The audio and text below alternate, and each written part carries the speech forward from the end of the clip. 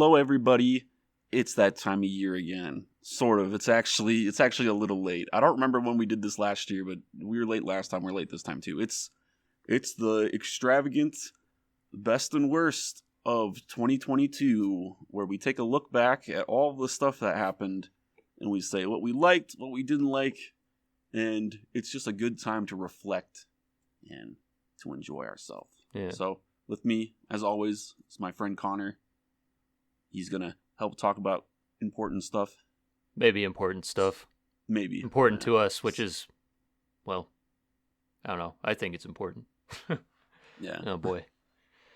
So a quick plot synopsis for this podcast. As we try to follow the same tradition we always do. So we're going to talk about movies, and then we're going to talk about games, and then we're going to talk about books/comics, and then we might throw some music in at the end. We'll just see how we feel when we get there. And we're going to do a part 2 to this. Who knows? Well, this could be more parts than just one. I'll kind of elaborate a bit. So, this is kind of a rule carried over from last year. This isn't necessarily things that came out in the year 2022, but stuff that is new to us that we checked out. And we're going to kind of be a bit briefer with it this year and just kind of list off the stuff. And then maybe talk a little bit more in depth about stuff that is actually more interesting. And then for the second part, we normally do like a biggest, like what the Fs, good, the bad, as far as like events go. That's going to be the second part of this video, or, the second video or whatever. And oh boy, are there a lot of WTFs this year. Yep. That video might actually end up being a 2-parter itself. So maybe they're a part 2 and a part 3. We'll just have to see. But anyway, let's get started. Okay, so before we talk about what we got in 2022, let's take a nice peaceful moment to talk about what we lost. So this is kind of a new segment. We're going to do celebrity deaths. These are celebrities who me and Connor think are cool. I was actually kind of surprised at how many of these weren't listed on like certain celebrity death lists, but Pele, amazing soccer player, just good dude all around. Coolio the rapper. I'm not a huge rap fan, but I always thought that Coolio seemed like a swell dude. I just want to go on the record and say that I did not listen to any Coolio's music in the past year, so that my interest in him did not cause any unfortunate accidents. I don't even know how he died, but you know what happened with DMX last year. Just want to put that in there. Jason David Frank, this is a super sad one. The original Green Power Ranger. He has passed away. Super sad. He was like the only Power Ranger that was a Power Ranger in real life. Like, he did just tons and tons of fan videos, and like he was an actual professional MMA fighter in real life and all this stuff. Oh my. It was a cool dude. Yeah, it's sad that he passed away, and Netflix is doing a Power Rangers reunion movie, and it's sad that he's not going to be able to be in it. President Shinzo Abe, rest in peace.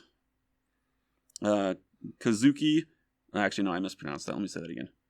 Kazuki Takahashi, the creator of Yu-Gi-Oh! Card game from our childhood. Yeah, he died this year.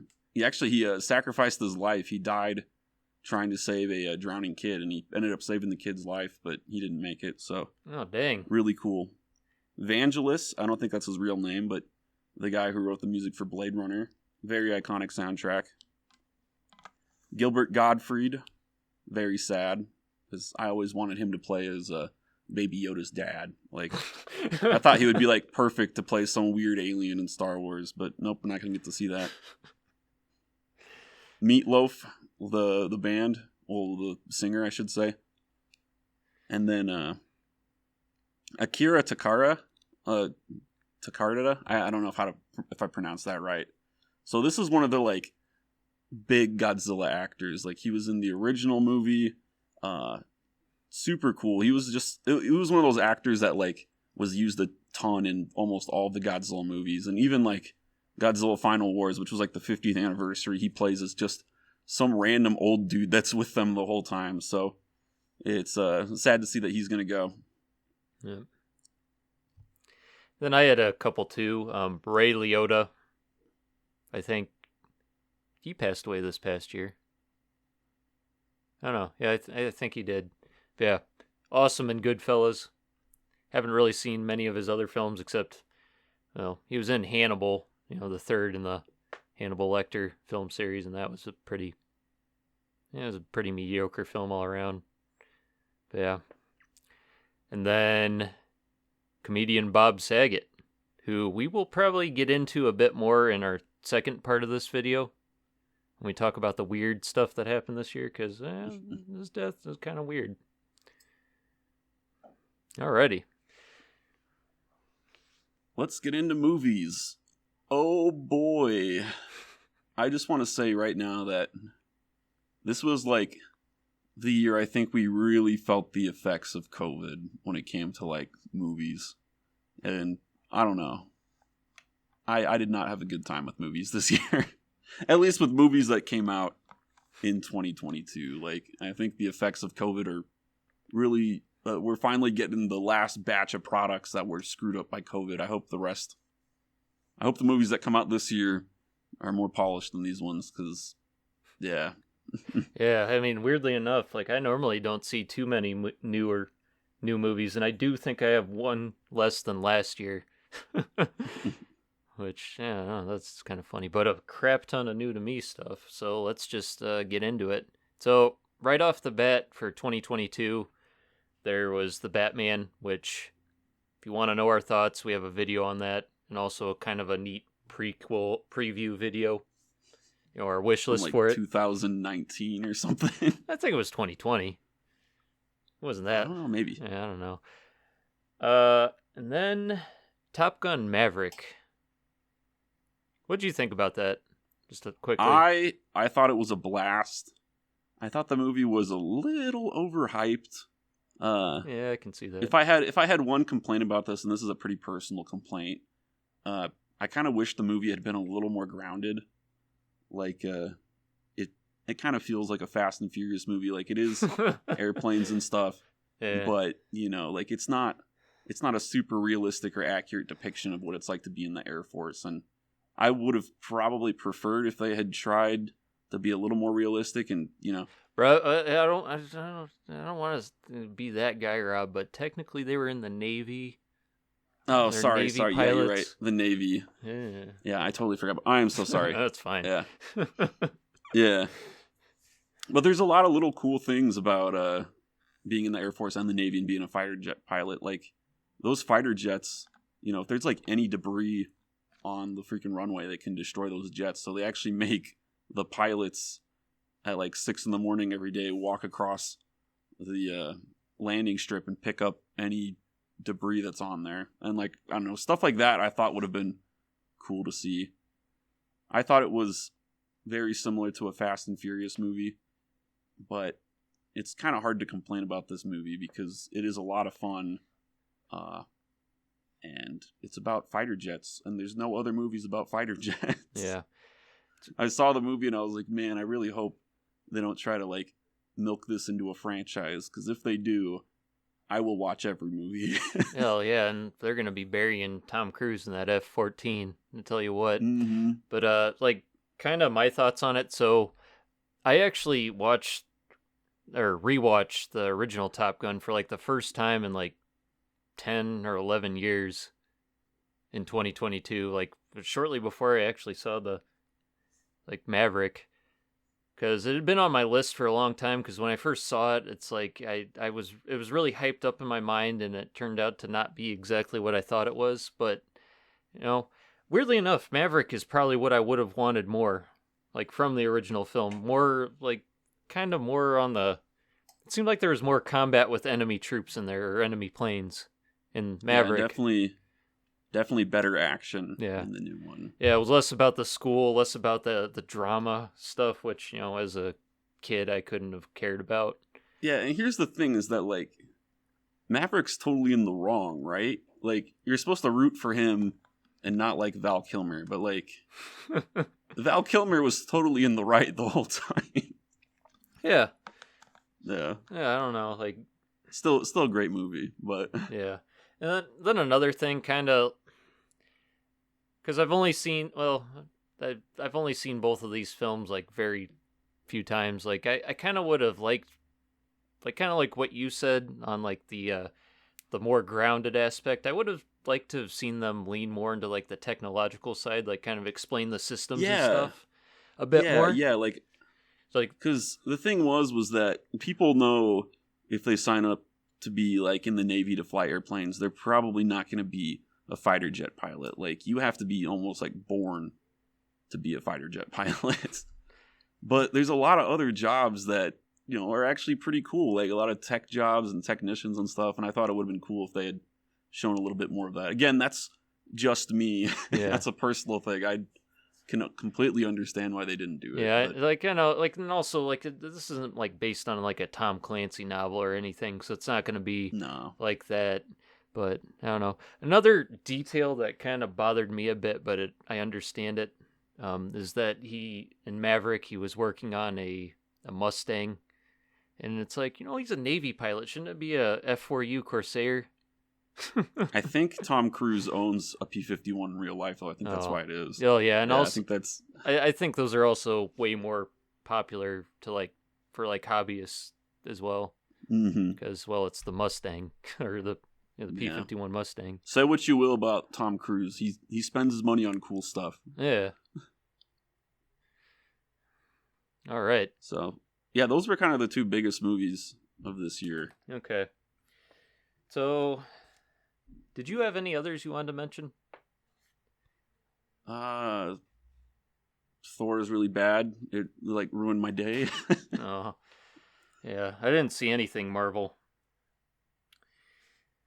Yeah, like I didn't see anything Marvel, or The Glass Onion, or actually I don't know anything else that was really hyped up other than Maverick was kind of hyped up. Avatar 2 was really hyped up. Did not see that. Did not see that. I refuse to watch that in theater. I'm one of those dudes. Yep. Did not watch Cyberpunk Edge Runners. Nope. Did not I'm play 14. Yeah, did not play Elden Ring or God of War Ragnarok. Nope. None of that overhyped shit. But I checked out a lot of cool old stuff. I guess a more recent thing, Ford v Ferrari. Saw that for the first time. Kind of interesting. Like yeah, That's a movie I've been putting off for a long time. yeah, I enjoyed it more than I thought it would.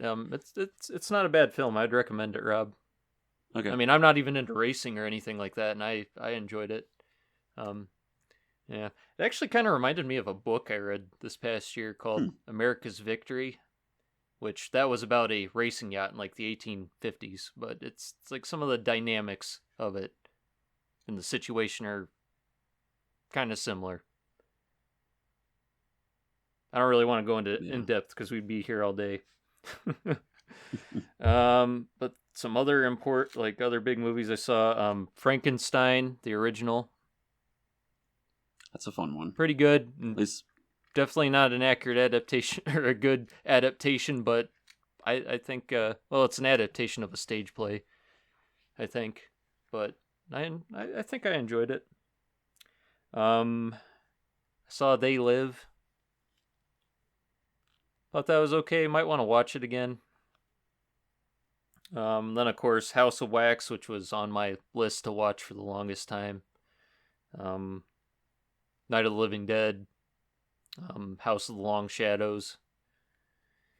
Demolition Man with Sylvester Stallone and Wesley Snipes. And the comment I made to Rob about this is that, oh man, what month was that? It was like back in March or April when Bethesda or Microsoft had their big like gaming conference, because I don't think it was quite E3 yet, or was it? No. Okay. I don't think it was E3. I could be wrong, but yeah. And I remember they at least weren't at E3. It might have been at the same time. Oh yeah, that's true. But anyway, you said so there was no Halo announced, no Doom, no Quake, and I forget if I said this to you at the time, but I definitely said it to you like tonight. It's like, well, in Demolition Man, well, there was more Quake and Halo in Demolition Man than there was in that conference, because in the end of that film, the final fight, Wesley Snipes has this like futuristic gun of some sort, and I forget which it starts with, but at one point it's like shooting lightning out, you know, like the Thunderbolt from Quake, and then it at some point switches to like a sentinel beam. It's like, oh look, Quake and then Halo. Nice. And, Very good. yep. What else? And then, oh yeah, you and I watched For a Few Dollars More. Yeah, that's a fun one. Yeah, that might be my favorite in that trilogy. I don't think I like it as much as The Good, the Bad, the Ugly, but I definitely like it more than Fistful of Dollars. Yeah, I agree with you Yeah. there. I would want to watch probably all of them again to really get it down. But yeah, I'm not a big fan of Fistful of Dollars. It's got some really, really cool moments. Yeah. But it's definitely the slowest out of all of them. Or Fistful of Dollars? Yeah. Oh yeah. That's kind of sad considering Good, Bad, the Ugly is like the longest. Mm-hmm. Then let's see. Saw the Magnificent Seven remake, which was, I don't know, it was all right. It was kind of weird. It wasn't good enough to reboot the Western genre, sadly. Yeah. Saw Hang 'em High with Clint Eastwood. That I didn't care for that much. I just recently watched, I don't know if I should count this because it wasn't last year, it was this year, but I recently watched High Noon with Gary Cooper. Oh. Which surprisingly is also, what's his name? Fleet Van Cleet. That's actually his first movie. He's like in it as like a nameless antagonist, but Lee Van Cleef, you mean? Lee Van Cleet, yeah, sorry. Oh, really? Yeah, he's like surprisingly he's in it. Like he's not like credited at all or anything, but he's in it. But wow, what a depressing movie. Yeah. Like wow, it's just one of those movies you just have to watch and see it. And when it came out, I think John Wayne said it was the most un-American movie ever made. Yeah, and then he made Rio Bravo. Yeah. So it's a crazy movie, and it's not like an action movie either, which kind of surprised me. It's just, yeah, it's a sad movie, and it's got a happy ending, but holy cow. Okay. Oh, what else do I have on here? I guess the last thing for me is Django Unbreaded. I mean, Django Unchained. Which, I mean, it's a Tarantino film. I was kind of only half watching it because I think I was still like working. Flipped it on and was listening to it in the background. And I don't know, maybe I'd want to watch it again to get a real opinion, but yeah, it was all right. It's pretty much what you would expect from, friggin' Quentin Tarantino trying to make a blaxploitation film set in the antebellum South. Mm-hmm. With a lot of historical anachronisms and, what's the word? Inaccuracies. Yeah. But, I don't know. But Rob, I know both you and I have the same worst film that we saw, and it is a good one. Yeah, holy cow. A massive turd the size of Joss Whedon's oversized head. And that film is Alien Resurrection. This film has everything. Weird-ass schizophrenic action scenes, terrible dialogue, characters that make no sense and have issues, friggin' Brad Dourif being a weirdo, Ron Perlman being a dick, and friggin' Elijah Wood being a bad, bad man. Only because that isn't Elijah Wood. That's actually Winona Ryder. This movie left me speechless. Like, I did not like Thor, but this was just one that I was just surprised by. And like I had heard this movie was bad going into it, but I don't know. It's just I can't even talk about it. I'm like, hey, like it's got corridors made out of metal. It's got aliens in it, and it's got Ron Perlman. Like how bad could it be? It's bad. And there's been other things I've heard. Like I heard people always say like, oh, that one sucks because it's not scary. And I'm like, well, that's kind of subjective. No, this movie is not scary. Like I can't even explain it. Like there's just you're not scared. There's nothing scary in this movie. Like, the only redeeming thing this movie has is the scene when, like, the Neolymph or whatever that weird ugly alien is called gets sucked into that hole. Like, that's the only cool scene, and you can just watch that. There's probably a gif of it that you can just find. Like, that's the only thing worth seeing in this movie. Like, it was just, like, no one even warned me. Like, there's a basketball scene. There's, like, a scene where Ripley shows up and, like, schools a bunch of people at basketball. Like, how far has this franchise gone down? Like, goodness, like, as a rule of thumb, if there's, like, a basketball scene in a movie, it's bad. Mm-hmm. And this one is, like, definitely proof of that. Just, yeah. Yeah, to, like, kind of put it in perspective, too, like, this is a movie that, like, made it onto my list of movies I had only, like, half watched, or not even half watched. I think I got, like, half an hour in, and, like, I just stopped watching it. It's like, man, this shit is so stupid. And I come back to it, like, 5 or 6 years later to watch it with Rob. Oddly enough, after we had seen The Batman. Yeah. Which wasn't that bad of a film. Maybe not the best film in the world, but it's... Compared to the other movies that came out this year, The Batman's a masterpiece. I'll say that. Compared to Alien Resurrection, yeah, it is a masterpiece. Oh, compared to Alien Resurrection, it's like Citizen Kane, except better than Citizen Kane. Like, no comparison at all. Jeez. Yeah. Yeah, it's like... And, like, Alien Resurrection is just also, like, kind of frustrating, because it actually does have, like, a pretty cool premise, besides the Ripley resurrection plot. That's just stupid. But, like, yeah, team of mercenaries are illegally bringing in people to this illegal Weyland-Yutani place, and they find out it's full of aliens, and the mercenaries have to fight their way out of the facility and kill all the scientists as well as the aliens. Like, that would be... That's such a cool premise, and they ruin it. Like, they ruined Ron Perlman. Like, not even he's cool in this movie. Like, I didn't know that was possible. Yeah, like, it... Yeah, that's...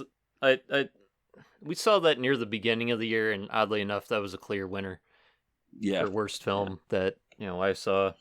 And even though I did see some stuff that, I didn't like that much, like, it is still miles better than this. Yeah.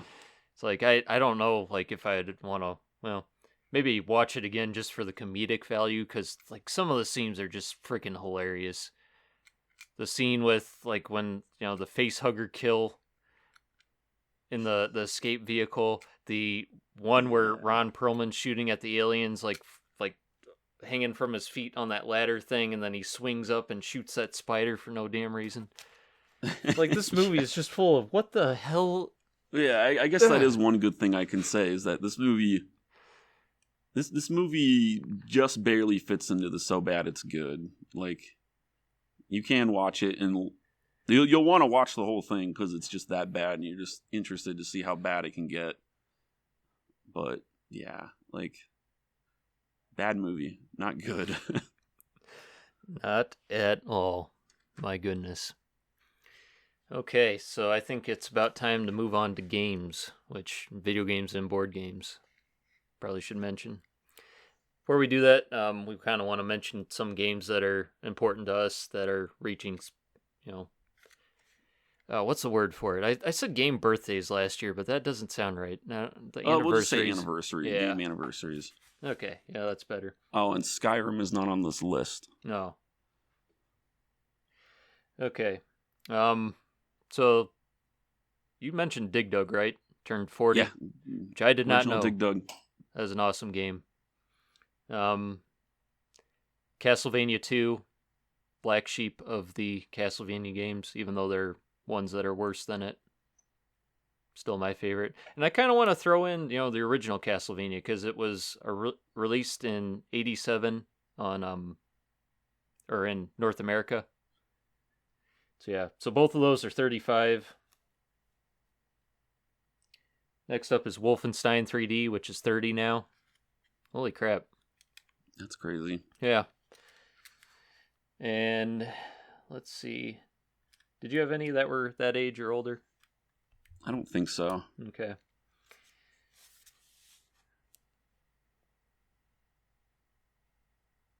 course, we got to mention Quake 2, which we kind of already did in our Quakemas in July where we played it, which is 25.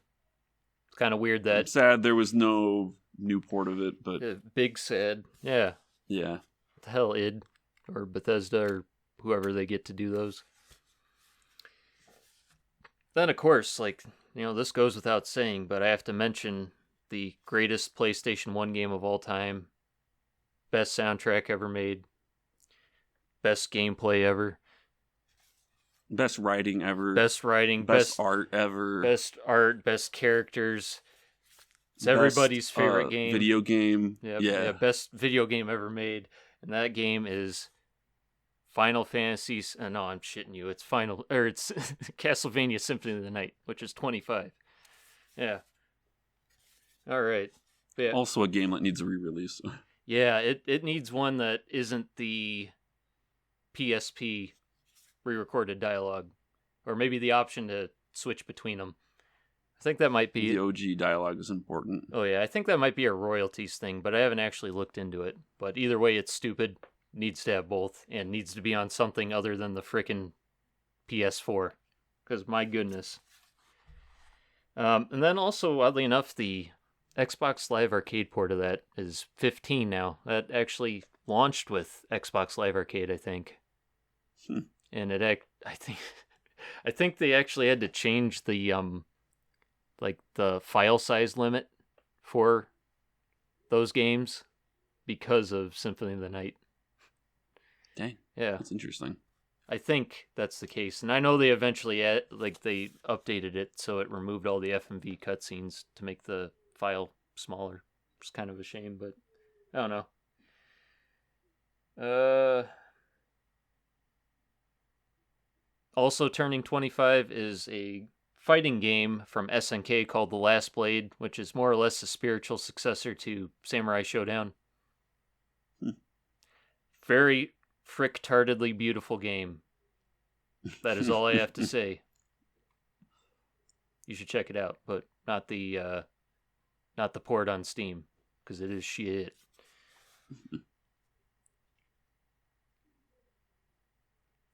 Then, of course, Halo 3, which is 15. My favorite Halo. Yeah, everyone who's smart, it's their favorite Halo. Okay. Yeah. Yep. Then kind of rounding off the list, Hotline Miami is 10. It's a very messed up game, but it has a surprisingly awesome soundtrack and some of the most frustrating gameplay ever. I've uttered swear words of that game that should not be repeated. And then Skullgirls, probably one of my, I would say it's probably my favorite fighting game, is 10 now. And it's cool because they're still making content for it now. Oh yeah, it's more or less getting a sequel in the form of DLC, which is nice. Yep. Instead of them just re-releasing an entirely new game. Like, oh, we got all these assets that instead of flipping them like a lot of other fighting games do or they did in the past, let's just build off of it. It's actually kind of smart. And I could be wrong here, but I think all of the previous DLC characters just come with the game now. Yep, there was an update, or an updated version called Skullgirls Encore, Second Encore, which pretty much just compiled all of that together. Yeah. I think that coincided with the PlayStation 4 release, if I remember correctly. PlayStation 4 and PS Vita. Rest in peace, PS Vita. Yeah. Couple other games I want to announce that had anniversaries. GoldenEye 007, I think it's 25 now. Yes, that came out in 97. Yeah. Which you can play on Switch and Xbox now, I think. Yeah, it's on Switch and Xbox now, which is just a miracle, because James Bond alone has so many weird copyright issues, especially on the older movies. And when you combine those copyright issues with like Rare, Microsoft, and Nintendo Donkey Kong rights, it was just like, I legitimately thought that game was never going to get re-released. Yeah, like, if you want to go down a rabbit hole, look up the Xbox Live Arcade port of GoldenEye. My goodness. Yeah. It's like somehow they got Perfect Dark because it isn't tied to James Bond. Yeah. But, yeah. it's a miracle that game is out. So that's cool. I hope we get a PC port, but we'll have to wait and see. Please, yeah, Microsoft, please, and actually add online multiplayer to it because I heard the Xbox version doesn't have it for some stupid reason. My goodness, That's surprising. Yeah, it's like especially another for anniversary. PC. Yeah, another anniversary is the Orange Box turns 15 years old. I don't know if it's still the best deal in gaming, but when it came out, it was definitely the best deal in gaming. So that's also coincides with the anniversary of Portal and Half-Life 2 Episode 2, which Half-Life 2 Episode 2 might be my least favorite of the Half-Life 2s. Yeah, it probably is. Then Team Fortress 2. Yeah, Team Fortress 2. Which is, what's crazy is if you get the Orange Box on the Xbox 360, you can play original Team Fortress 2, like pre-hats, all the graphical updates and stuff. Like, it's just insane to play it in that state. Yeah, I can't even imagine it. Yeah, you can't play online with it anymore, but you can still do like bot matches and stuff, and you can play with like your roommates and such. Oh, it's got split screen? I think so, yeah. Oh, that's crazy. I didn't know that. Yeah. Huh. Alrighty. So let's actually get into the meat of these potatoes. Okay. Did you play any like games that were new in 2022? Like even re-releases? Yes, I did. This was actually kind of a huge disappointment for me. So, there was a game that I'd been following for a little while that was called Anno Mutationum. Yeah. It was some Chinese game, kind of anime, but it had like a really cool, like cyberpunk-esque art style, like, and the combat was actually really fun. And I got it like the day it came out, and I played it, and I got like a couple hours into it, and then there was a game-breaking glitch that would not let me progress, and I like told the creators about it and stuff, and I don't think it's been fixed yet, and it's like, if I have to play this, I'm going to have to restart my whole game progress, and I don't know if I want to do that, so kind of a huge disappointment to me. I'm sure if I went and replayed it, I mean, again, like, I'd have to start over, it probably would be better, but I don't know, it was super sad for me personally, because, you know, it was cool because it took a lot of, like, notes from a lot of stuff that I liked. There was clearly, like, homages to Neon Genesis, which is, like, one of the 5 animes I like. There was a lot of stuff from Blade Runner, and, like, to throw more shade at Cyberpunk 2077, that game does not look very cyberpunk. It's just Grand Theft Auto, except for some of the buildings have more neon lights, and you can get a katana. Like, and a robo-penis, probably. Yeah.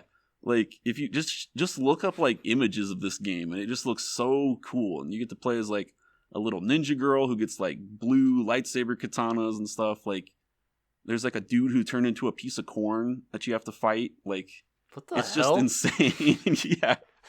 It's an insane game. Cyberpunk, not cybercrunk, Robbie. Yeah. My gosh.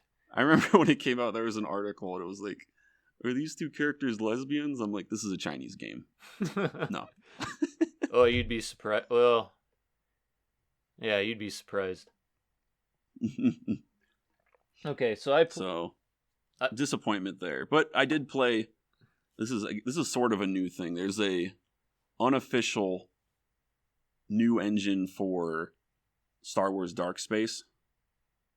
Okay. No, Dark Forces, that's what it's called. Star Wars Dark Forces. It's called I think it's called the Force Engine? Yeah, it's called the Force Engine. It lets you play the game, like, modern settings, full screen. You don't have to play it on DOS anymore. And thank goodness. Star Wars Dark Forces is one of the best Star Wars games, and it's probably one of the best boomer shooters as well. Like, I was very surprised when I played it how well the gameplay plays. Like, the guns feel really powerful and stuff. The enemies, the map layouts are all good. Like, it's worth your time to play. I haven't beaten it yet, but it is definitely fun. Okay. So for me, the only 100% new game that I played is Isanzo. This is the third in a World War I themed series of first-person shooters. Pretty much only multiplayer outside of like bot matches. You might have heard of the first one in the series. It's called Verdun. I know a lot of yeah. people were comparing Battlefield 1 to that when it first came out because it's definitely more like historically accurate and like I guess simulation focused than Battlefield 1 is. And Isanzo kind of like goes a little bit more in the arcadey route, but I don't know. So it's focused on the Italian Alpine campaign of World War One. So it's the Kingdom of Italy versus the Austro-Hungarians, and then with an update they added the German Empire. So it's pretty. I enjoy it. It might not be for everybody. I think the player count is pretty low, which is kind of unfortunate. But I don't know.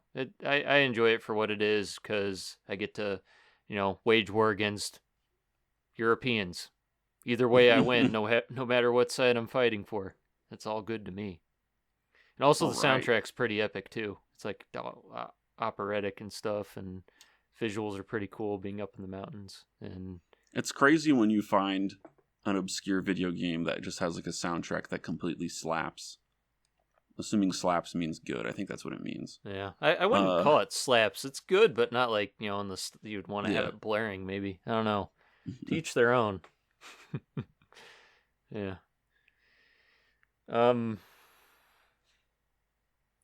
Yeah, that's really only the new video game that I played. I have gone back through and I did try to go back through and beat Blood Fresh Supply, because I had not actually completely beaten the game before. I got very far into the 4th episode and kind of stopped and then lost momentum with it.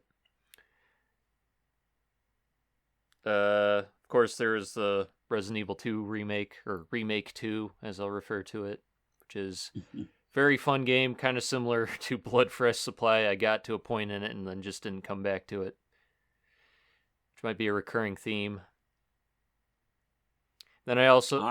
go ahead. I'm talking about games that I beat. I beat Dusk.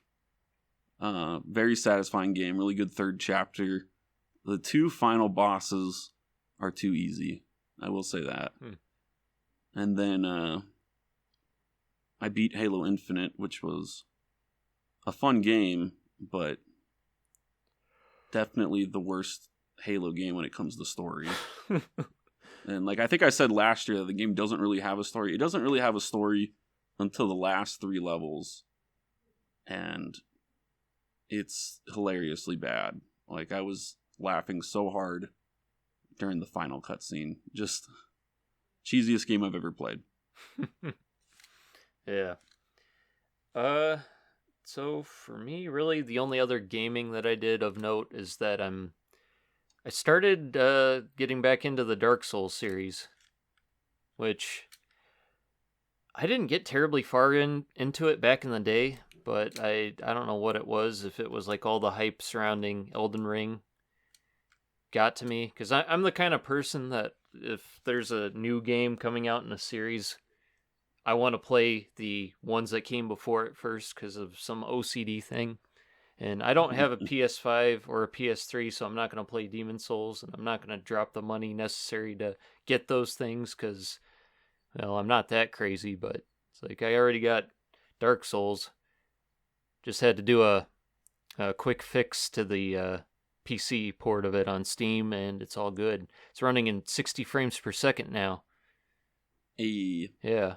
Like it, man. Like a true gamer. Exactly. Yeah, that's another, it's not really a rabbit hole, but just like the sad story of the PC port for Dark Souls Prepare to Die edition. It is sad because it was pretty much just a bare bones port of the 360 version. From Software pretty much said, hey, we don't really have any experience with this, porting stuff to PC. It is what it is. Take it and leave it. And it might have seemed like, all was lost, but some friggin' Chad named Durante created a fix for it called DS Fix, which, you can uncap the frame rate or you can get it to go up to 60, which oddly enough breaks the game if you slide down ladders. Like you'll slide through the floor and just go into nothing. And also, it might get you banned from Games for Windows Live. Jeez, don't bring that name up No, it's during this. like in the configuration file, it like brings that up like it's a bad thing. It's Yeah. like I see no problem here. Yeah. Not that it even like prompts for it anymore. But yeah, screw games for Windows Live. Like it's the reason why Call of Duty It's World been dead for so long, but I'm still mad at it. Yeah, no, it's the reason why the multiplayer in Call of Duty World at War on the PC is still kind of borked, I think. I forget if people have found a workaround to that or yet. Not yet. Yeah. But yeah, screw that. But yeah, I kind of want to go through the rest of the series, but I got to beat the first game first. Didn't get terribly far into it again. But do you know like where like people typically rank all of the Dark Souls games? Because I know a lot of people say the second one isn't as good as the others. Like it's usually considered that's the what black I've sheep. heard. And the weirdest, And I've heard that the third one is like more mainstream than the first one. I don't know. I'm not in the loop enough to know. So I've heard a lot of interesting things about the second one. So yeah, I've heard it's the worst. I've heard that it's the one you should start with and then go on to 1 and then to 3. I've heard it's way easier than the other games in the series. I've heard that the updated version, Scholar of the First Sin, is complete bullshit. Don't play it. Then I've heard people like, yeah. So yeah, I have Scholar of the First Sin. I got it on Xbox One, but I'm kind of thinking on getting the Steam version of the, vanilla version of it when it's on sale and trying it that way, because I don't know. It's just a lot. It's like, I don't know. I've thought about asking people I know that are into the series, but I just haven't yet. Mm-hmm. And I've already started Dark Souls 1, so I'm going to finish that one, then go on to 2, and be disappointed then, maybe. But in the topic of board games, kinda. So I know, Robbie, you and I played. So I took a bit of a deep dive into wargaming, kind of. Like I bought up a bunch of like war games. Didn't really play most of them, but one of them that Robbie and I actually got to play is called Battle of the Bulge from Avalon Hill, 2nd edition. Yeah, very old school game. Oh yeah. Very, very interesting. Very fun game, actually. Yeah. It's clearly not a game for everyone, but I had fun playing it. Yeah. I think we kind of botched it a bit. I know we did with the scoring because the way the rules are laid out in that thing, it's like, just tell us how what the winning conditions are and how you determine it early on. That These should be the games, first thing. especially the old ones, are very much made for history buffs. Like, oh yeah. You have to know how the Battle of Bulge went in real life in order to play the game. Yeah, maybe. But yeah, that one's definitely like what I would call a simulation game, and there are just so many dang counters for it that like one turn can take forever. Oh yeah. Yeah, like I bought up a bunch of games in the Axis and Allies series. Didn't play most of them. We played D-Day. That was really fun, actually. Yeah, that one wasn't bad. That one was much easier to learn. Yeah, it's a pretty quick-paced one, especially for Axis and Allies. Yeah, I think if we tried that again, we could actually get all the way through it in a relatively relatively reasonable amount of time. Yeah. But yeah, and then as far as games that I actually played, I guess there's The Thing, Infection at Outpost 31, which was very enjoyable. I'd like to play that again. Same. But yeah. So, what would you say is your winner for video game of the year for you? For me, I'm probably gonna say Dark Forces on the Force Engine. Okay. Yeah. Like it's easily it's on par with the Doom for me. Yeah. What that was on the build engine, right? I think so. I think it was a modified build engine called the Jedi engine. Okay. Yeah, I forget. Yeah, that's kind of been on my list for a while. What about your worst of your pooper for the year? Yeah, it's probably going to be Anno Mutationum again, just because The glitch stopped me from beating the game, but there needs to be an honorable mention for the last cutscene of Halo Infinite. You want to know how to ruin Halo? And we haven't even talked about TV shows yet, but oh no, we'll let you have get into a scene where Master Chief says an iconic line, and then you have some Latino guy start jumping up and down and giggling like a little schoolgirl, saying "Yeah, yeah," like, ooh. It's shockingly bad, and apparently 343 has fired like a third of their staff. They said from now on they're only going to do stuff with the Unreal Engine, which makes sense because every Halo engine is just jank as all get out. So the fact that they're going to be using Unreal means that game developers will actually be able to develop something. Oh, Lord forbid. Yeah. My goodness. Okay. What about like I don't know if you have any for board games specifically, like winner or loser. No, not really any losers. Okay. There's definitely been losers in the past, but I don't know. If I'm gonna play a board game now, I usually check Board Game Geek first. Yeah. So yeah, for me, it's kind of a tie for video games for best one. It's between Isanzo and then Remake 2. Remake 2, I really want to finish, and I probably should by next Halloween. But yeah, it's just one of those. I'm playing it too methodically. Then Isanzo, I don't know, haven't been putting as much time into, but still very phenomenal games, each in their own right. Winner for board game. Oh, I didn't mention this one. Keep the Heroes Out, which is a cooperative dungeon defense game where you play as like the monsters in a dungeon, and you got to keep like AI controlled heroes from coming in and stealing your treasure. It's much more of like a family like oriented game. I know it says like 12 or older on here, but you could teach this to like I think on Board Game Geek they say like an 8-year-old. Because yeah, it's very simple. It uses very cute and cartoony art, so if you have like a female relatives that you want to teach the game, or like, a wife or a girlfriend that really isn't into gaming, that's a way they'd say, oh, look, this art's adorable. It's kind of the way they got it. But yeah, I taught it to my parents. It was fun. And that was oddly enough the one comment my mom had. She's like, oh, the art's adorable.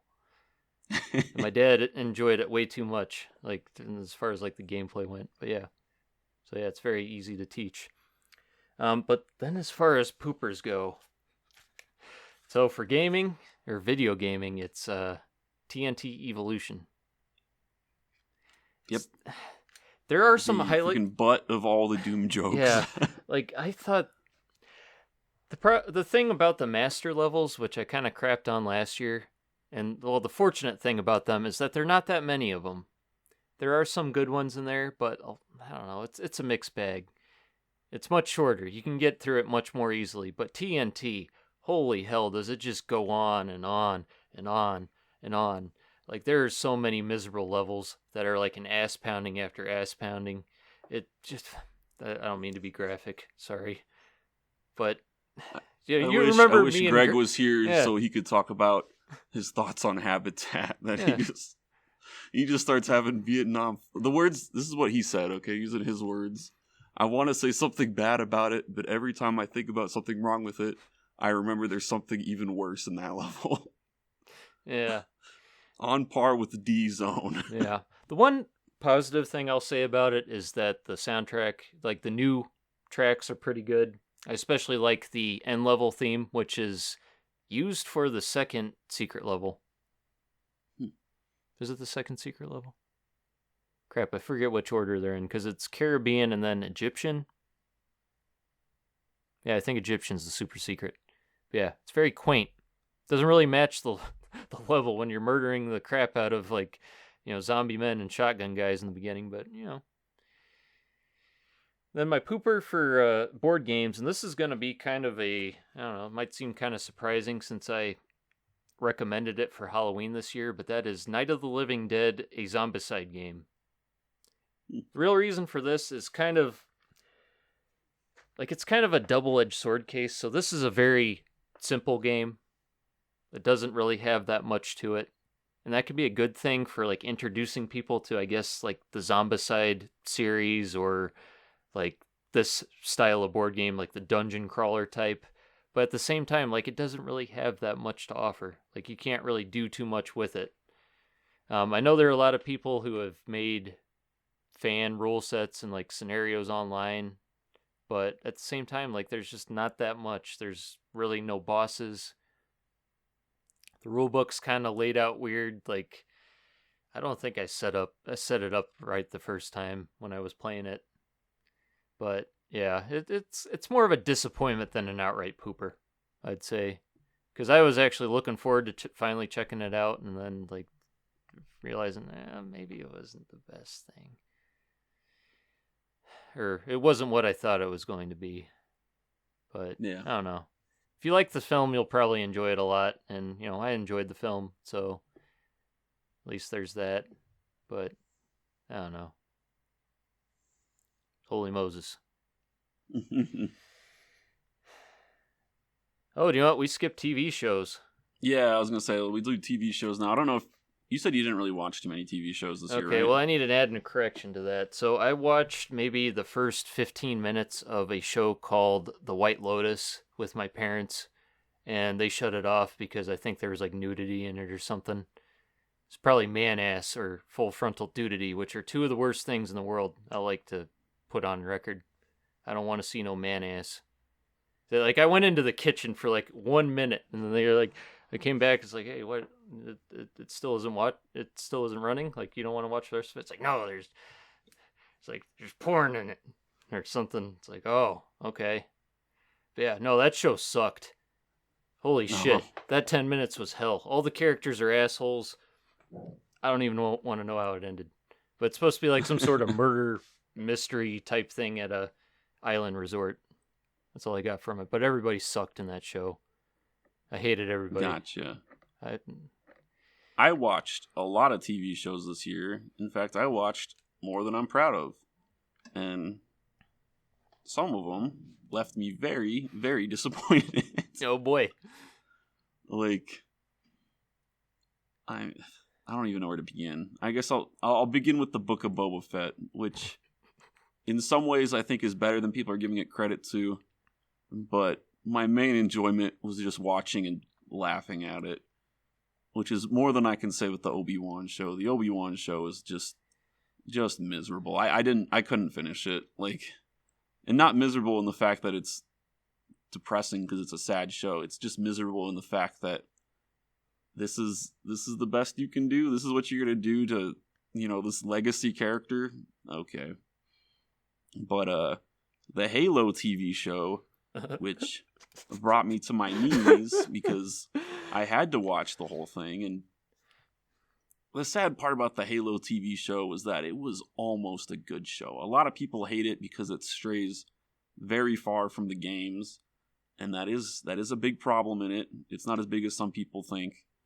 It's very clear that, like, whenever they're talking about, like, the insurrection and stuff, or anything from the books, it's pretty accurate, but when it comes to stuff like the Covenant, well, then the creators just have no idea what it is or how it works, and they don't ever make an attempt to explain it.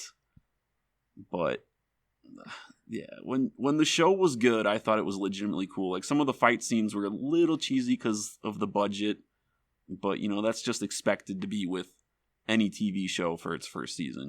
Like yeah, Halo's not something you can make on a dime. So like I'm willing to forgive it for that stuff. And there were a few legitimately cool action scenes, but most of this show is just people in offices and rooms just talking to each other. Like, there's got to be at least 50 hours in this 30-hour TV show of Dr. Halsey in her apartment talking to some random dude. And, like, it's just sad because it's so much missed potential, like there's no Warthog run, like one of the most iconic Halo things. Like they have a full Warthog that they built, like practical Warthog, but you never get to have a cool scene with that, and it's just yeah, it's sad, and like Pablo Schreiber does a pretty good job as Master Chief. It just sucks that the material he's given is complete garbage, you know? How did you feel about him being out of his helmet, like having his helmet off so much Yeah. in the This film? might be the biggest hot take, but I actually Or in kind the of liked it. I show. wish he would have wore it more, but in this show, Master Chief is the main character, and like it's a Blade Runner ripoff, so it's about Master Chief trying to figure out humanity and stuff because he's been so drugged and so machined up. So like you couldn't do this show. I mean, this show's already bad, but if he had kept the helmet on the whole time, the stuff in the show that I thought did work still wouldn't have worked. Like, so it's sad. So there was definitely some lame TV shows. Rings of Power, didn't watch it. Saw the first episode, fell asleep. Didn't even bother to watch it because Yeah, when I see an atom bomb dropping, I like to be a safe distance away. Just and like I was very cautious. I actually, this is funny. I actually wrote the script for a whole episode where I was going to talk about Rings of Power before it came out. This was before it came out. Like I wanted to talk about some of the stuff because I'm very much a fan of Lord of the Rings. I've read a lot of books. I've read all of the books. I'll talk about that later. Oh, neat. But I've read a lot of the expanded books, not all of them because there's like 40. But there's a lot of stuff that this show was being criticized for that I thought was a little unfair. But I was kind of waiting for... There's a YouTube channel called Nerd of the Ring. And I was kind of waiting for his review of the show to come out so I could see like what he thought of it. Because he's not super biased and he's super into, you know, Tolkien lore and stuff. And he ranked it on par, if not below The Hobbit. So, like, yeah, and you got to keep in mind, like, this is a weird thing, but if you've read the books, you might have a better understanding. Like, Galadriel is, like, secretly one of my favorite characters in Lord of the Rings. Like, I think she's a cool character. Like, obviously, she's not in the book a lot, but the stuff that she did when she was in the book, like in the Fellowship, literally goes on until the last page. Not the last page, but till the very end of Return of the King. Like, she wasn't a member of the Fellowship, but the Fellowship wouldn't have been able to get far without her. And the fact that this freaking Lord of the Rings show has a subplot about Sauron falling in love with her and him turning evil because she denies him is it is astronomically dumb. Like, who... Well, I know who did it. It was the freaking creators. Like, sad. It's sad. And I might still watch it, but after watching all of Halo, I am very cautious of what I watch now because Yeah. Halo freaking broke me, man. Like, so yeah, just sad. Just it's sad, you know. Yeah. So, yeah, I should have mentioned that I watched no new Star Wars stuff, so I didn't see Book of Boba Fett. I didn't see Obi-Wan. I did not see Andor. And of course I didn't watch Halo, didn't watch Rings of Power. So yeah. Two shows I did watch that I did like though. The Boys season 3. This is probably the best season. This is like the most Marvel season, but I mean that in a good way because this season has a lot of action. And like the character Soldier Boy, just awesome. Like, he's a villain, but at the same time, like you freaking love him because he's the only one that can do anything, and it's just super fun character. I'm excited for season 4. I hope they end it on season 4 because this is definitely a franchise that if you drag it out too long, it'll go stale very quick. Andor is fantastic. Might be my best show. I heard it was a little slow. That was like the biggest criticism I heard of it. It is slow. So the way to watch it, in my personal opinion, and I'm no doctor, is the show is kind of broken up into 3, technically 4 arcs. And you should watch those arcs as if they are movies. You should watch episode 1, 2, and 3 in one sitting, and then you can take a break, and then you should watch, I think, the next 4, however many episodes the Dam Heist is. You should watch those all in one sitting. Like, I do not get how people watched this show week to week, because it's literally just like, it's just build up, and then you'll have an epic climax. And if you watch it all in one sitting, it doesn't matter, you know? Yeah. But watch the whole Dam Heist in one sitting. Watch the whole prison arc in one sitting, and you'll probably cry by the end because it's just that good. And then there's like the last 2 episodes, and you can watch those whenever you want. Those were the only episodes I watched within the actual like spacing time. And yeah, it's good. It's a lot of people say it's so good it doesn't feel like Star Wars, which is partially true, but I enjoyed it. I'm excited for season 2. I have no idea when it comes out. I think they've already filmed it, but I don't know if it comes out in 2023 or 2024, but it is legitimately good. Okay. That one I would probably want to watch out of any of them. Yeah, you would enjoy it. Okay, because I don't want to watch Obi-Wan. No, neither do I. Because I've seen enough of my favorite characters from different franchises sodomized either figuratively or literally in the case of Alucard. Yeah. To want to watch that shit. And then Book of Boba Fett I'm not really interested in, but I heard that was kind of bad. Book of Boba Fett should have been 4 episodes long, and those 4 episodes should have just been part of The Mandalorian season 2. Huh. What is it?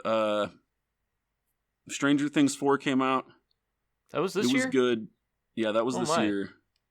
It was good, but it was way too long. Like, this season has, like, way more episodes than the other seasons. The episodes are, like, twice as long.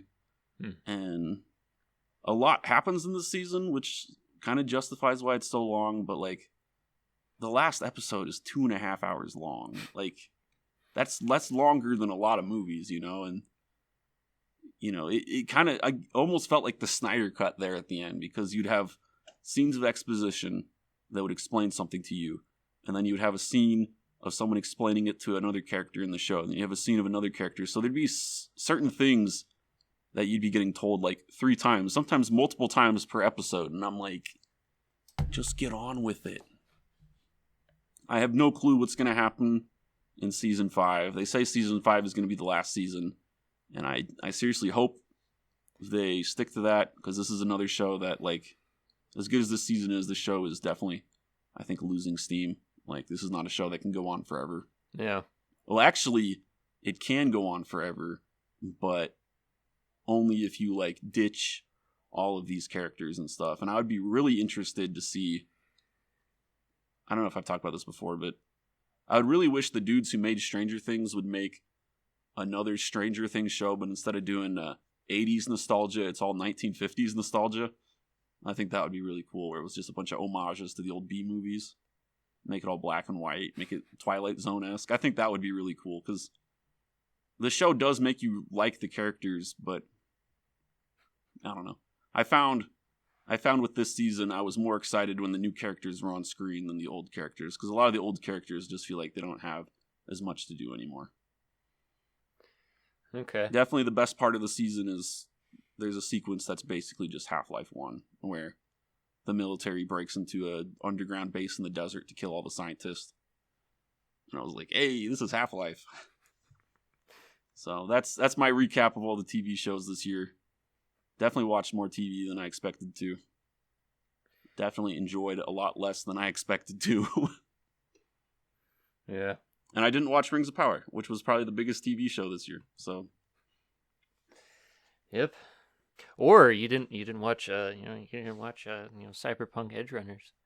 Why didn't you watch it, Robbie? I'm not 14. Yeah. So I'm not 14. You're not into lollies? The 5 seconds I saw of that show was just cringe. Like, holy cow. Yeah. I'm less of an anime hater than I used to be, but I'm glad anime was not popular when I was young. Yep. Alrighty, let's move on to books and comics, which you said you had quite a bit.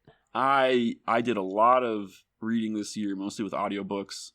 I read a lot of comic books, and like I said, like I wasn't having too much fun with movies or TV shows, but I did manage to get to read a lot of books and comics. I read a lot of Star Wars comics. I read a lot of Batman comics. I finished up like the Lord of the Rings trilogy. I finished The Hobbit, which if you're listening, you should definitely read The Hobbit first. Oh yeah. It will make things a lot easier. You're supposed to read it first. I didn't know that. I didn't think it mattered when you read it, but I thought wish I I'd told read you The that, Hobbit Robbie. first. You probably did, but I think you had told me after I'd already started. Oh. Yeah. I read some true stories, and I read some fictional stories. I read Dune 3 times because I liked it that much. Oh, really? Yeah. In 1 year. Dang. Mm-hmm. I finished the Star Wars Heir to the Empire trilogy. So yeah, I read a lot. So if I had to give one for my favorite book, I'm gonna have to say it. There's a Star Wars comic that I really like. I forget what it's called. I think it's called Darth Vader and the Lost Command. But it's literally just Darth Vader being a punk plus the biggest like Star Wars battles you've ever seen. Like it's one of those comics that you read and it just makes you hate Disney Star Wars because they've never done anything this good. But it's like a couple months after Revenge of the Sith, and in Star Wars lore, it was like established forever ago that the reason why Grand Moff Tarkin hates the rebels is because they killed his son, who was also like a military leader. So it's Grand Moff Tarkin's son is captured by the rebels, and the Emperor sends Darth Vader to go get him back. And like after like the first or second day of the operation, Darth Vader's sitting there and he's like, my kid just died, so Grand Moff Tarkin doesn't get to have a kid either. And he like calls the Emperor. He's like, yeah, I think I'm just gonna kill him. The Emperor's like, I don't care. Whatever, just get this done. So like, holy crap. Darth Vader basically starts a mutiny, and you have freaking clone commandos versus the like spec op stormtroopers, like the Black Scout Troopers, which was always like one of my favorite stormtrooper designs from the expanded universe. And like, it literally ends with Darth Vader trying to commit suicide because he's just so like pissed off and stressed out with everything that's happened because of Revenge of the Sith. And like, he pulls a Darth Maul where he freaking tries to kill himself, but he literally can't because he's just that angry. And I'm like, this is so good. This is like good like character writing for Darth Vader. It's got tons of action. What the I'm hell? like, just Disney, just do something like this. Like, this is so epic. So that was definitely, I think that was my favorite comic that I read this year. Worst story, I think also has to go to a Star Wars book. Because I'd finished a lot of the books that I owned, and I was like, I kind of want to read I think it's called Legacy of the Jedi. It wasn't the last series that was written before the Disney takeover, but it was like the second to last. And it's the one where Han Solo's son turns evil and stuff. It's Jason Solo. It's kind of what episode 7 is based off of. It's kind of what the Book of Boba Fett's based off of. And I couldn't finish it because the problem is with a lot of books like that we read as kids and enjoyed is that they're written for kids. And after hearing Han Solo get upset because his 35-year-old daughter was hanging out with a man, like, I don't know if I trust this dude with my daughter. She's 35, okay? She's like, that's stupid, okay? Sorry, I'm not going to finish this book. Oh my. Yeah, so there's always been bad Star Wars stuff, but there's also been really good stuff. Okay. So I didn't really check out much in the way of comics this year. I did read some of the Clone Wars comics that you lended me. I didn't get too far into that first volume, whatever. So, it's when they're fighting on Kamino and stuff. Yeah. When Aayla Secura's... when the room of all the children get mowed down, and then Captain Rex is like, shame on you, you stupid kids. I don't remember that, but okay. Yeah, it's a real thing. Okay. Thanks for the spoiler, Rob. Then in the realm of Junji Ito, didn't really check out much except, well, obviously Army of One. also known as Billions Alone. That was a fun video. Yeah. I this is another situation where the more I think about it, the more that I think I like it. Mhm. Just for what it does and for what it is. Not necessarily you know. for it being like something concrete or, something you're supposed to understand. Do you want me to ruin the story for you? Yes. Junji Ito is coming to Fortnite.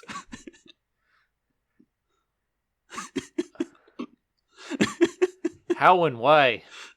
They're doing a Junji Ito event. Like, Based on all what? I know is they're putting the stupid balloon, the killer balloons. They're putting those like in the with game. the lynched people hanging off of them in Yeah. a T-rated game? What the hell's wrong with these people? And is that the only thing? I don't know. I didn't look too much into it, but I did see a news article and I was like, what on earth? Friggin' Fortnite is Legion. It is taking over everything. Yeah. Holy Moses. Oh, speaking of crap that, did we talk about The Wicker Man? I don't think we did. Holy crap. Yeah, we didn't mention that. Speaking of stuff that I kind of... I don't know. I didn't really like it as much when I first saw it, but the more I thought about it, it's like, oh yeah, that wasn't bad. Yeah, The Wicker Man. I feel mixed on the movie. There's a couple things I wish people had warned me before I saw it. One, a lot of nudity in this. Yes. And like, it's not all bad, but there is a scene that's basically just a porno. I think some of the cuts, because there's like 100 cuts of this movie, cut that out, but I can't say for certain. All the singing. Yeah. Also, it's a musical. Yeah. Like, it's a musical. Like, there's no way around that. Like, no one had told me. Like, I was surprised by that. Yeah. But I feel the same way about this movie that I do about Glass Onion.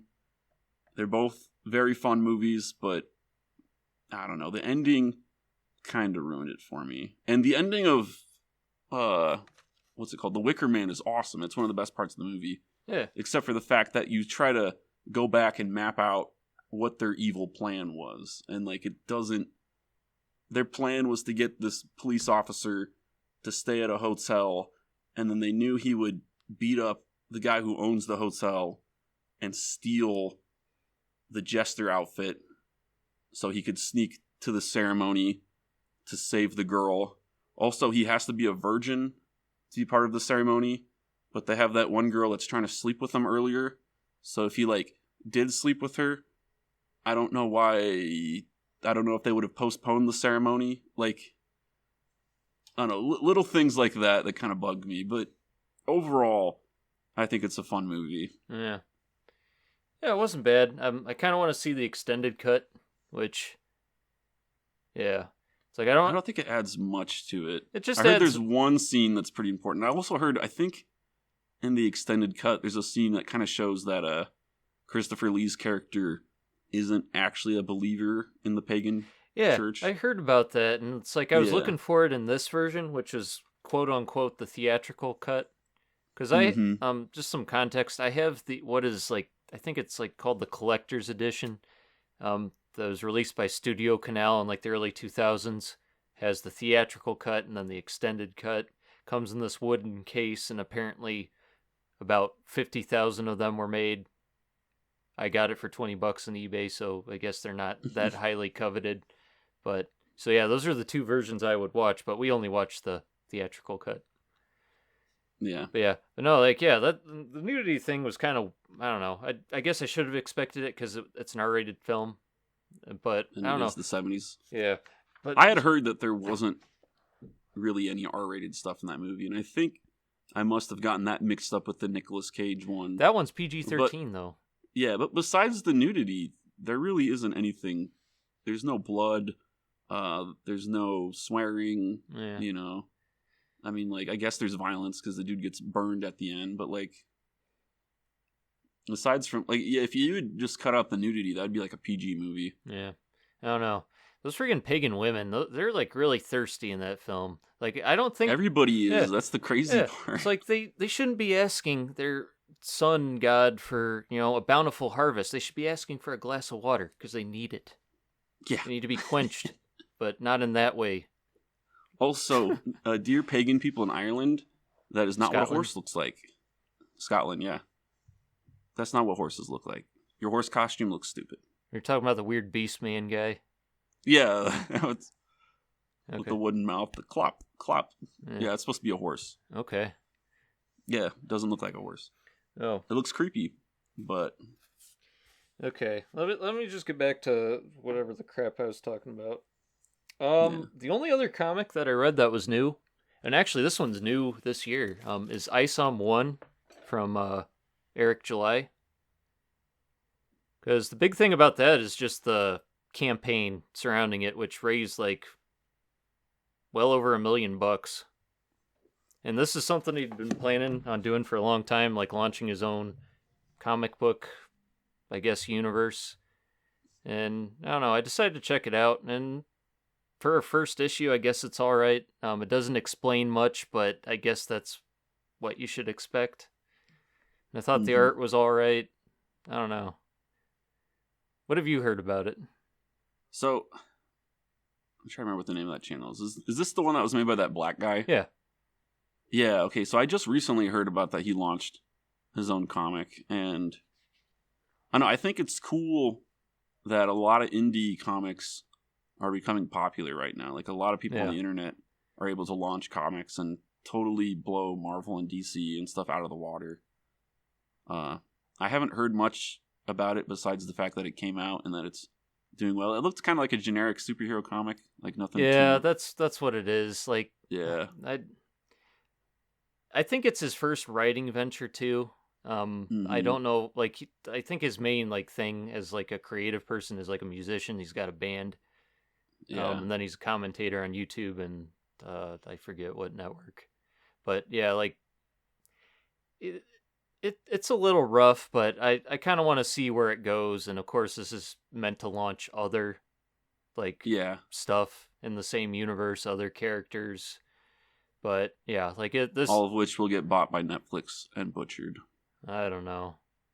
Then again, we'll have to wait and see. Yeah, we'll have to see. But yeah, another crazy thing too is that he's kind of controlling the distribution as well. Like he handled it himself, which cool. I think it kind of caused some delays and stuff. Yeah, probably. But what isn't getting delayed now? Yeah, you know? But yeah, like I got it. It's neat. Like I said, I like to see where it goes, and I hope he puts some of that like $1 million or so into the website because it crashed a couple times. Like when I was trying to put my order in. It's like there was one item which was limited that I wanted to get, the art book, which I thought I wasn't going to get because like the website was glitching, but fortunately I got it. Sweet. Yeah. I know that Moist Critical has a comic book series that he just recently, I think he relaunched it. He's like doing the next wave. Really? Yeah, and apparently it's doing super well too. So I just think it's cool that we're at a point right now where indie comics are kind of at like an all-time high, I think, you know? Yeah. So I think that's cool. I think it's great that people are able to create that stuff. Yeah, it's crazy how many YouTubers are doing stuff. It's not just comics, but, you know, writing ventures as well. Yeah. But yeah, like, I don't know. People are just... This is what, like, I think this is kind of like what happened to Tolkien. He's like, he wasn't finding stuff that he was interested in at the library, so he decided to create his own stuff. Or maybe he set the groundwork for it. I forget how old he was when this like story is. Some of the stories he wrote like while he was out in World War I, like just on like random scraps of paper he could find. He was writing Lord of the Rings stories, like during not during battles obviously, but while he was stationed at posts during World War I, like just crazy. I mean, it's like drawing. You got to make time for it when you can, like on your lunch break. Which, well, I mean, when you're not getting shelled in World War I. Yeah. Speaking of which, that's a great segue, Robbie. Because I want to move on to the books portion of my thing, like books. Mm-hmm. And I did read it. I had because of Isonzo, I had a bit of a World War I kind of phase this year. That I guess is still kind of rolling. More or less morphed with World War II because of Axis and Allies and stuff like that, but and all the war games I've been getting into. But All Quiet on the Western Front. I read the book. I watched the original 1936 movie. Forget what year that came out. I think I enjoyed the movie more than the book, and they kind of complement each other in interesting ways. Like the book, you get That's more cool. introspection. It's a lot more pensive and flowery and I don't know, fruity.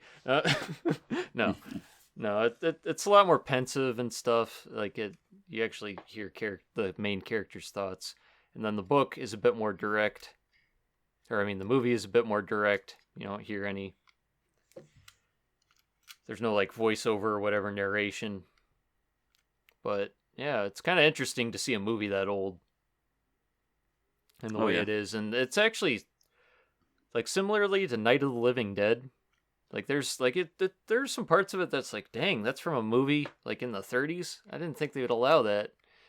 That's what I've heard. I heard it was one of the most disturbing movies when it came out, and like it's pretty. People think Frankenstein is disturbing. Like, yeah, Frankenstein is not disturbing. I can understand it because the guy is like, you know, a reanimated corpse. Yeah, and he does kill a little girl at one point, but it's not like,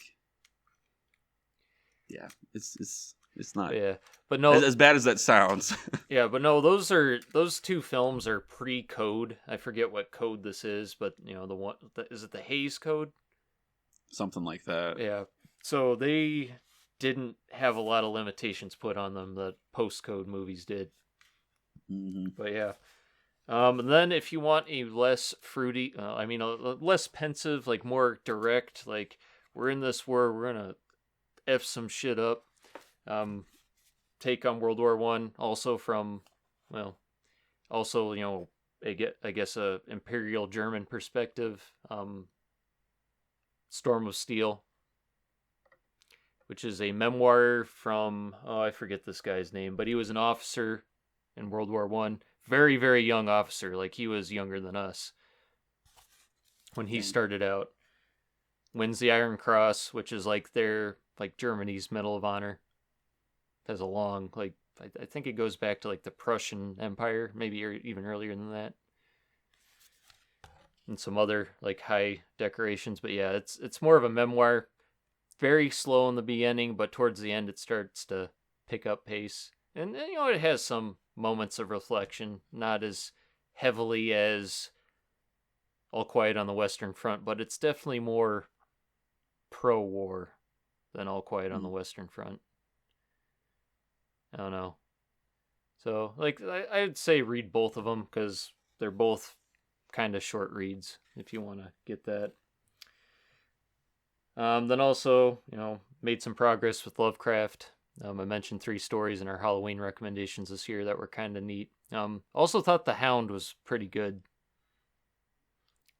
I got to that one because I've been reading them in order. I got a complete collection. But yeah. That is a good one. I think I have read that one. Yeah, you recommended it. Yeah. Halloween 2021. Right. Oh, that was so long ago. The only reason I remember is because I watched that before I made my list of recommendations for 2022. Yep. And then also there are the stories of M.R. James, which I kind of want to dive more deeply into. For kind of neat, you know, ghost stories as opposed to Lovecraft's oftentimes cosmic horror. Mm-hmm. And then kind of an out of left field book that I read is called In God We Trust, All Others Pay Cash. Now, if this sounds familiar to any of you, it's because some of the stories from it served as a basis for A Christmas Story. Yep. That's a connection I would not have guessed. Yep. So yeah, it's a collection of short stories. You know, Ralphie's an adult. He goes back to his hometown of, I forget what they call it. I've always thought of it as Hammond, Indiana, because I think that's what it's based on. Yeah. But it's got a fictional name. He visits one of his friends who's a bartender now, and they're kind of like retelling all these stories. Because originally, like, the stories were released like in publications and stuff, and funnily enough, most of them in Playboy magazine. Including most of the ones that served as the basis for A Christmas Story. But yeah, and then That's funny. so he added like these parts in between where it's him and his friend talking and kind of introducing the story. But yeah, it's an amusing sort of thing. Maybe not. Do you think, because they just came out with a new Christmas Story movie this year, well, last year, do you think they used those stories for inspiration for it, or do you think it was just, hey, we have the rights to this, make us some money? I really don't know. Yeah, Because it's one of those movies I haven't heard a single thing about. I think it came out on like Prime or something. it came I out. don't think I had No, I think it was HBO. HBO. Okay. Yeah, I want to say it was that. But yeah, that was it was an all right book. It was kind of amusing. Maybe not like laugh out loud funny, even though it's supposed to be Mm-hmm. like humor. But I don't know. Definitely check out maybe the stories that like the leg lamp came from, or the Red Rider one. Those ones are Yeah. pretty good.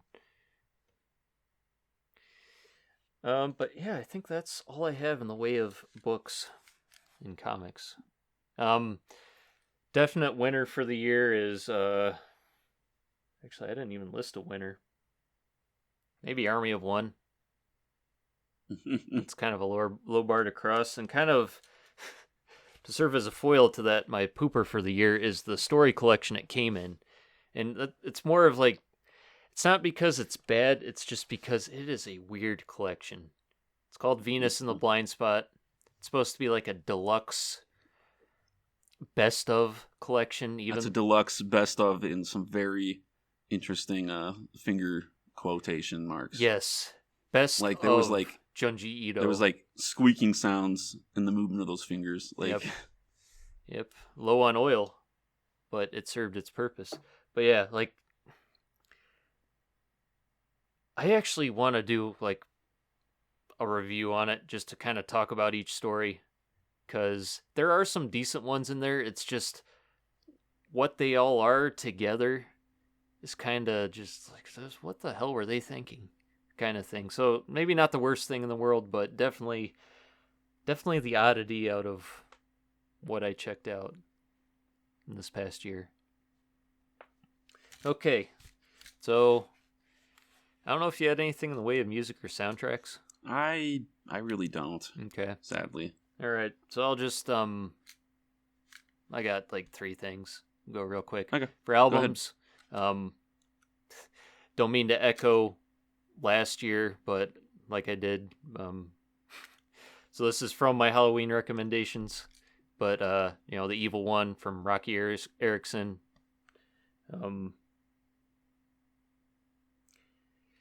Mainly because, well, like kind of like the themes of all the songs, like I said in that recommendations video, it's kind of like these songs are meant to go with like old like B films from back in the day, like sci-fi horror and stuff.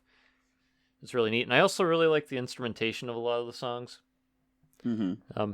Maybe it's not for everybody, but I don't know. I think it's worth checking out.